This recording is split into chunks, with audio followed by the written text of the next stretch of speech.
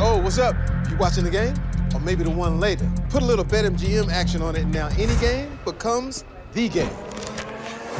When you got overs and unders, you're in it every time they throw the ball, kick the ball, dribble the ball. Maybe it's not even a ball. Who needs a ball? Now that bet's got you watching every inning, half, round, period, set, hole, a lap. Right from the edge of your seat. Hit him with the pro ball.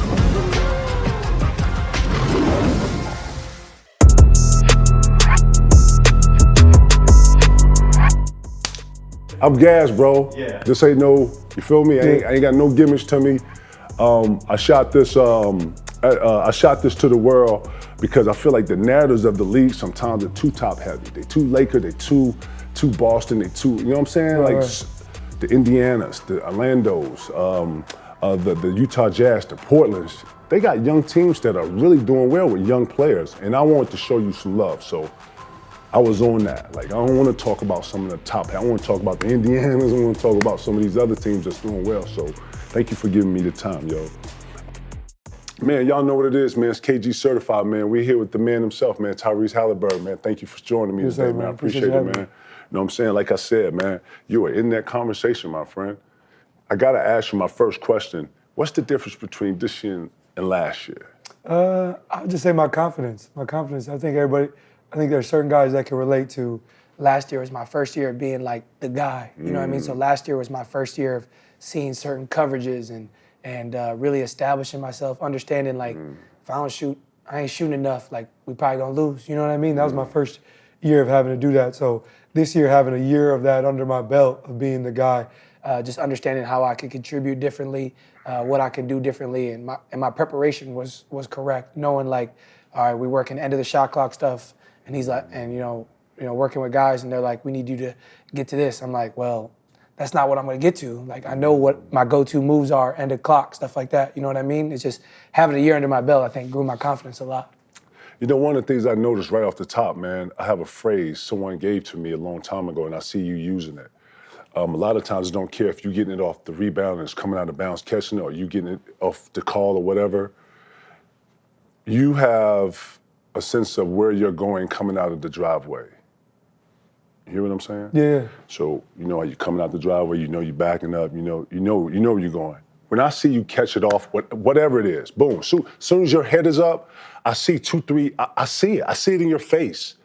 I see it. Tell me about where do you get your progression and some of your development? Like you just feel, it feels like the feel for the game. Where do you get that from? I think just, to be honest, my teachers growing up within the game, you know what I mean? Like I played, our coach back home, legendary high school coach, Coach Shady. We used to work all the time on playing fast, getting the ball out. We would do, 5-on-0 stuff where it's like, 1 to 2, 1 to 3, 1 to 5, 1 to 1, 1 to 4, you know what I mean? And we're getting in and out. And I've been doing that since I was like 8 years old, Wow. You know what I mean? And so just having understanding that and also understanding I'm not with like all the gimmicks and stuff of like when the shot go in, they celebrate and doing all that. Like, no, we coming right back at you. And just understanding that because in the NBA, especially where we are today, like everybody's scoring 100, 110, 120. I mean, we played the Hawks, it's 150, you know what I mean? So it's like, we don't got time to sulk about the defense stop. We coming right back at you, you know what I mean? And it's up to you if you can keep up with that. You cool with the pace? You like the pace of the game today? I love it. You like the freedom of movement? Yeah, I do. I think that's what I'm loving about the in-season tournament. Hopefully I get to play in the playoffs this year. You know you're allowed to get away with more stuff. The refs officiated differently. You know what I mean? I felt like in that Boston game, the Milwaukee game, we can be a little bit more physical, get away with certain stuff. So I can appreciate that the game is officiated a little differently. And as players, you got to feel it out sometimes. You got to see, all right, they letting me get away with a push here. They're not gonna call that. So when I'm on defense, I got to do the same thing they doing. So you just got to understand how the game's being officiated. It's crazy. I'm watching y'all offense become almost like a defense. Y'all are scoring the ball at such a rate, and then y'all got the players. It's another thing I love about y'all, man. Y'all are young and wild. That's like a 2-in-1 question. I apologize. I'm going here. But when I'm watching y'all, bro, the offense is so efficient that is it fueling y'all on defense? Is it kind of like, oh, yeah, we just got that. Obi Toppin caught the dunk back, so now we up. Is that what I'm saying? For sure, 100%. Because I mean, you gotta understand, sometimes we ain't getting stopped. So it's like our best defense is like, we gotta get out and run. Right. So when you score and dude falling out of bounds or crying to the ref, I'm like, give me the ball, let's go. We gonna score right back. You know what I mean? Like, that's the way we approach it. And I think, like anybody else, when your offense is clicking, it's empowering to your defense. You know what I mean? So it's like, we just hit a three, had a dunk. If we get this one stop right here and come down hit another three, that's an 8-0 run. They gotta call timeout. You know what I mean? So I think Shaq talked about it a little bit after our Celtics game. He's like, you know, they're 28, 29 in defense. They're not gonna go to 12. That's not gonna happen. But what's gonna happen is they just gotta get enough timely stops. You know what I mean? And that's where my head be like, all right, we scored 2 buckets in a row. We just gotta stop. If we get one more stop and we score, now they pressing. And if they pressing, they take a bad shot, we score again, now it can really get shaky. So I think it's just trying to be even keel, you know what I mean? And not like panicking when, you know, teams are scoring, because we understand who we are too. We gonna score as well. A lot of that maturity. Yeah, for sure. And I think that reigns from Coach Carlisle. You know, he an even keel dude, you know what I mean? And so he's done a good job of that. Us getting Bruce, I think, has helped a lot. Yeah. Like, none of us have really played playoff basketball. Bruce coming off a championship, it's always like when things are getting crazy, and even me sometimes I'm like, yo, we gotta do this, and this. Right, Bruce can come in, be like, yo, calm down. You know what I mean? So that's good. One of my favorite parts of your game is your patience. You are moving at a high rate. You're not out of control, although it looks out of control. Yeah. Like, oh no, he got it. Are you hearing the comparisons to Steve Nash and some of the more efficient point guards of our history? Yeah, for sure. I mean, it's hard not to, right? And, you know, Coach Carlisle always talks about Steve Nash, J. Kidd, guys like that. And I think that I see the similarities and stuff, but I also see things that I'm doing that they weren't doing. Facts. You know what I mean? And so the game is changing, it's different. Obviously, Steve and the Suns were, you know, getting up and down how they were, but we getting up and down just like that, you know what I mean? And I'm having to do the balance, I think, differently than, because everybody's kind of like I'm the last peer point guard, right? There's not a ton of peer point guards, but I challenge that thought, because I'm like, I'm averaging 26, 27, you know what I mean? Like, Steve Nash, like, he didn't have to do that, you know what I mean? Like, so that's the interesting part. I don't think the NBA, to be honest, I don't think basketball is about a peer point guard anymore. It's not a thing. It's kind of fizzling out of the game, because when you're a kid, you're always told you need to do more. You know what I mean? And so you see the top guys in the game, they're always doing more. And I think that comes from, you know, the era before us, like Bron and guys like that, who he's looked to get 10 assists, 10 rebounds, 25, you know what I mean? So, like, we've always been looked at, we need to do more. And so I think the peer point guard is kind of going out of the game, and you're looked at to do kind of everything. You like the 2-guard front? You like the two? I'm seeing a lot of. I think they play Pat Bev and Tyrese Maxey together, and then obviously we have history with McCollum and Dame up in Portland, but I'm seeing it more apparent now. It kind of fizzled out a little bit. Obviously, Stephen Clay, right? But it seems like now 2 point guards are in the game. Are you a fan of the 2-guard front? I think it's situationally based, and I think it's based on how people can play off each other, right? So, like, obviously me being in Sacramento with Fox, right? 2 of the elite point guards in the game today. I don't know how it works with us together, because we are so elite with the ball in our hands. You know what I mean? And so I feel like you're doing Fox a disservice to take the ball in his hands, and probably doing me a disservice to take the ball to my hands, you know? So I think it just depends on the situation. There's certain situations where it can work because guys can play better off the ball. But I think that we got some good going with where I'm just so I have the ball in my hands a lot. I'm capable to play off the ball, but they want me to have it more where the guards next to me can have it if they need it, but they used to playing off of it. Answer this for me, because this is for P for later, because me and P argue about this. When you are at that alternate guard spot, and I'm not even going to call it 2, I'm just saying he took it. Now you in that scoring position. Right. That mindset has changed, right? For sure. It's not a playmaker. It's more of a score direct, right? Yeah. Would you agree with that? Well, so you're saying like when you're the other guard. So I would watch I play with Zach LaVine, a young Zach LaVine. And when he was the point guard, I can see him thinking. Sometimes I'm watching Devin Booker at the same time, you know what I'm saying? And it's the point guard, so I understand it. But when you see Zach LaVine, that 2-guard position, he's a whole nother animal, is what I was saying. Yeah, for sure. I think what the NBA is a lot is some dudes, they just want to touch the ball. You know what I mean? Gotcha. And like, so I think some guys, like when they're at that point, like Brandon Ingram, for example, to me, he plays the game the right way, but he likes to have the ball in his hands because he can pass it really well. He can score in the mid-range and the post, all that stuff, right? And so I think it just kind of depends on who you are. Now, if B.I.'s playing off the ball a little bit more, right, and when he gets it, if he ain't touching a couple possessions, right, he gonna get to his bag, right? Get to a bucket, whatever. So I think it's just dependent on the team. Like for me, I have the ball in my hand so much, I'm not thinking about like, hey, I ain't touching it a little bit, I gotta get this shot up. I'm just thinking about how can I make the right play. But I do think certain guys, especially when you're in a 2-guard front, if I'm not touching the ball as much, now when I get the ball, I gotta be aggressive in my touches because I might not touch it the next couple of possessions. So I gotta, be who I am at the end of the day. Bro, what's you and Rick Carlisle? Bro, you sound like a fucking coach in this motherfucker. Y'all hear this shit, dog? Like I gotta ask you what, obviously, your development is obvious, but what's you and Rick Carlisle's relationship like? Cause you sound like Rondo, dog. This is what Rondo sound like. Yeah. Rondo would sound like Doc. Sometimes we have to slap him like, nigga, let me hear what Rondo. I don't want to hear the Doc version. But bro, what's the dynamic between you two, man? Yeah, I think Rick's cool people? Yeah, good people, man. We got a great relationship. When I first got traded there, I remember we played the Cavs my first game, and Rondo looked at me from across the court. He's like, "Good luck," right? He's like, "Good luck," right? Wow. And I'm like, I walked right into that. And I'm like, "Oh, my bad. I'm like, "Oh man, here we go." Come on, producers, where are y'all? The fuck? I'm like, "Oh man, good, here we go." Damn. Right? But me, Coach, I didn't really know the plays or nothing, So Coach was like and to be honest, we had a lot of guys who aren't with us anymore, playing up from the G League, whatever. Gotcha. Coach is like, just go out there and play. You know what I mean? So he was just letting me play. And then going into my third year when we got some more organization, he met with me before the season. He was like, I want to change. I don't want to call plays no more. He's like, I trust you. Go ahead. And so that right there gave me the stamp. Like I was like, he really believed in me. You know what I mean? And so we've grown the relationship to where there's a lot of times, it happens a few times a game where we're at the free throw line and I tell the dudes to run some and coach, and I'm like, no, we're not running that. And he's like, all right, you know what I mean? Like he trusts me and believes in me. And so that gives me the utmost confidence when I'm out there because he just has all the belief in me. And I think we got a great relationship to where like we can bounce ideas off each other. And when if dudes aren't doing something right, I can be I don't gotta be the bad guy all the time. I go to him and be like, yo, you gotta say something to him. You know what I mean? And he gonna be like, you say it to him. You know what I mean? And I think our relationship is just real in that way. I'm really appreciative of that. Basketball fans, it's KG here. Hoop season is back, and I can't wait to kick off this season with the King of Sportsbook.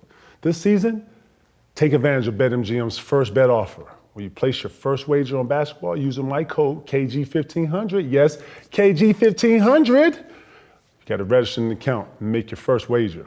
If you lose, you get your stack back in bonus bets up to $1,500.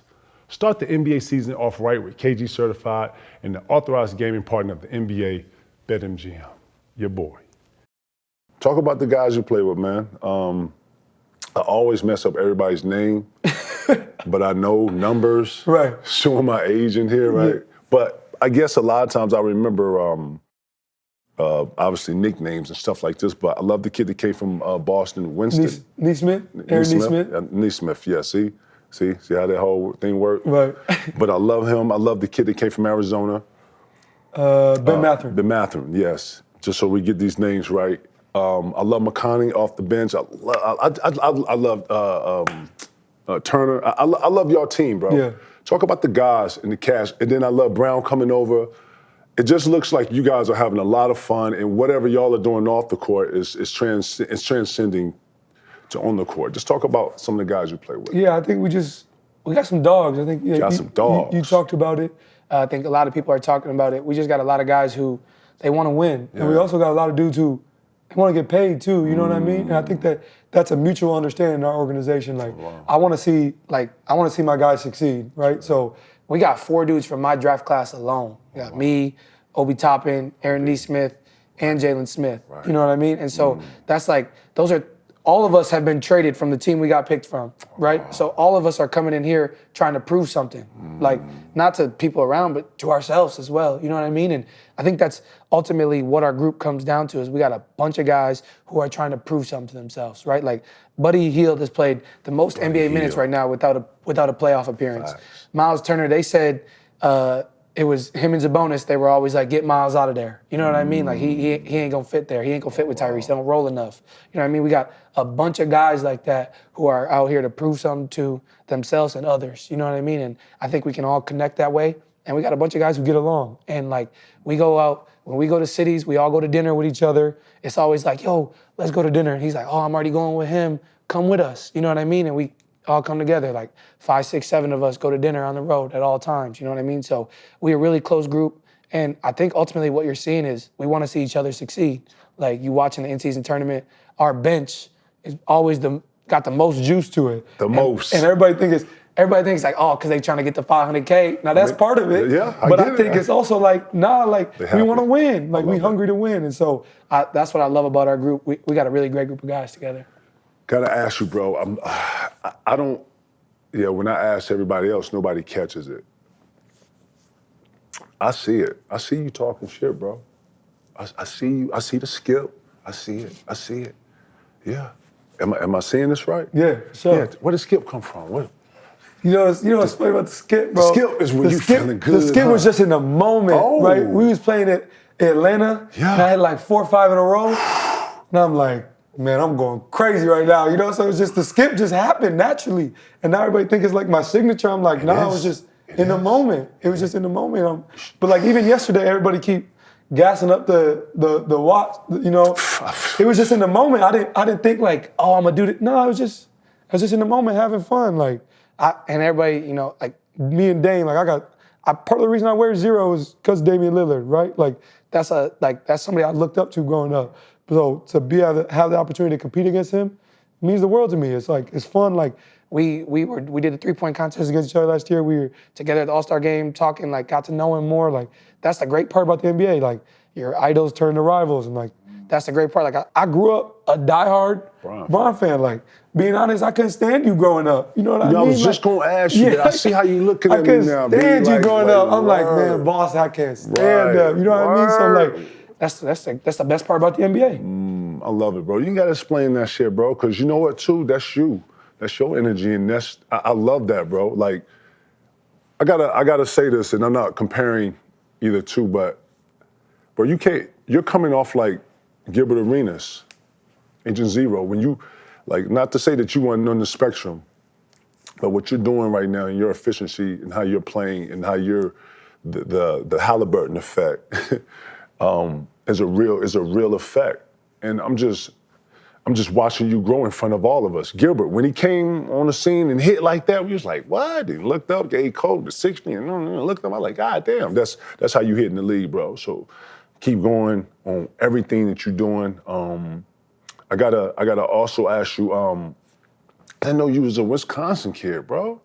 Take me through that. What part of Wisconsin you from? I'm from Oshkosh, so I'm from like an hour and a half north of Milwaukee. I know Oshkosh, Prakash. Yeah. You know what I'm saying? Yeah. For sure. No doubt. But yeah, just that's where I grew up. I always had to, Milwaukee's where all the bump is, all the competition. So I used to drive to Milwaukee 3-4 times a week just to work out, and my AU team and everything was there. So you go for snow and all that. Yeah. That's why when I got traded to Indy, I was like, bet. I was like, it's 5 hours from the crib, like. Not like in SAC, everybody had to, call me a month in advance, book a flight. My dad drive up for every home game. Like, he's not gonna miss a game, and he ain't ready to move out of Wisconsin, so he drive for every game, you know what I mean? So that's the great part about being in Indy is like, I can relate to the fans. I can relate to the people. Like, I understand like how they grew up. Like, I grew up the same way, the Midwest, and being overlooked your whole life. And like, I can relate to these people. I think that's what they appreciate about me. I love it, man. I love it. What's your vision for yourself, man? Like, what's your overall vision for yourself, man, when you see yourself? Like what's the end goal for you?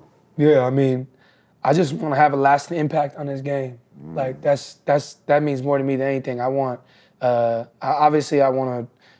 accomplish everything I can individually. I want to win championships. I want to do all that. But I think what matters the most to me is like leaving my imprint on this game and a legacy. You know what I mean? Like, I'm the first NBA player from my area. Like, nobody's ever done this before. You know what I mean? So I want to like have a lasting impact where, kids and their kids are looking up to what I did. You know what I mean? And so I want to leave my imprint on this game, and I just want to milk every ounce of God-given ability that I'm given, and the opportunity that I have here. You know what I mean? So I don't take this for granted. It's a crazy crazy situation I'm in right now, and my life is crazy, but I wouldn't change it for the world, and just, I want to keep getting better. Like, I don't want ever, I know I got a contract this summer, and it was like, people think like that's the time to chill. Like, nah, it's time like, I gotta go harder, you know what I mean? I gotta prove it. Like, I ain't here to get one. Like, I'm here to get 2, 3, or as many as I can, you know what I mean? So just keep going, and you know, I don't ever like putting a ceiling on it, you know, because you don't know what could happen, you know what I mean? So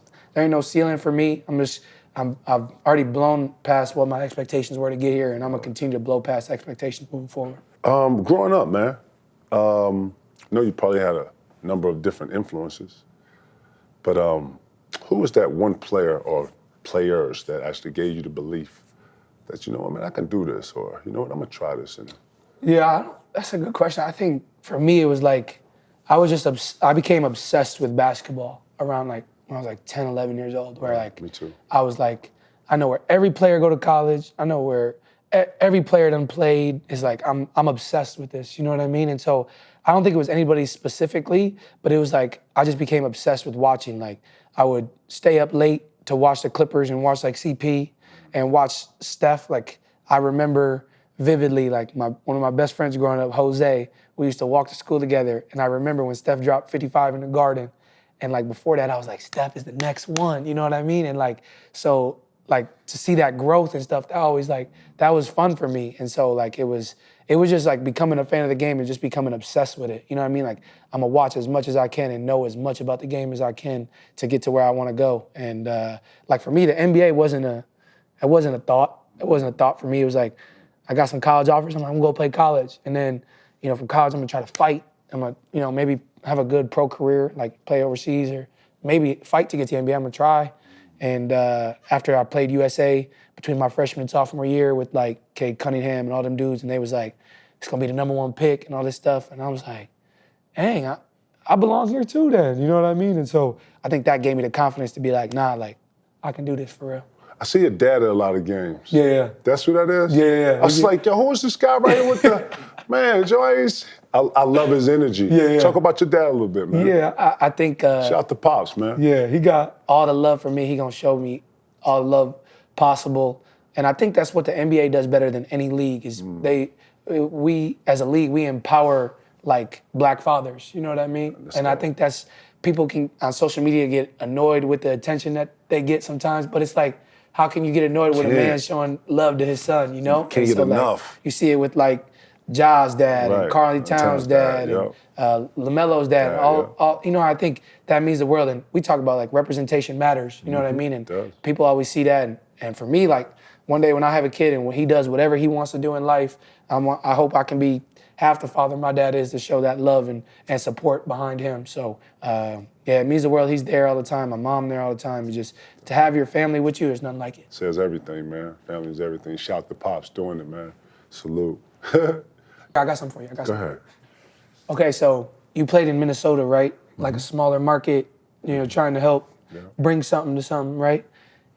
And the people always talk about like, you know, you in Indy, you ain't never gonna be able to get people to come with you, you know, to come rock with you.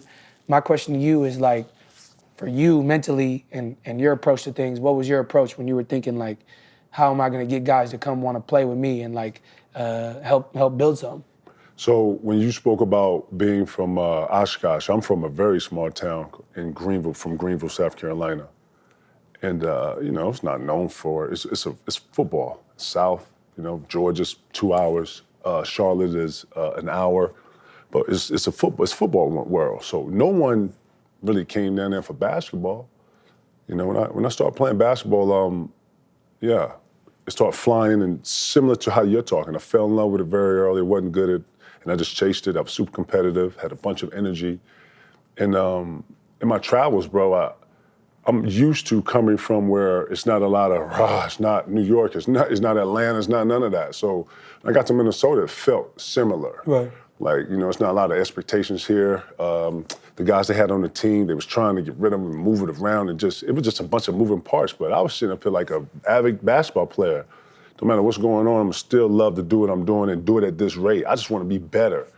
So as I started getting better, I didn't know that people want to play with people that care, have passion, You know, when I hear you speak, you sound like me, bro. I watch a ton of film. I'm a point guard trapped in a forward's body or a big's body. You know, like patterns. I'm able to catch dribble patterns. I'm able to, you know, be able to turn around to the ball and defend it a certain way, so I see it. So I understand a lot of guard talk, but what you don't know is that you're playing the way you play. You don't know who wants to play with your style, the way you play, and that's what I didn't know.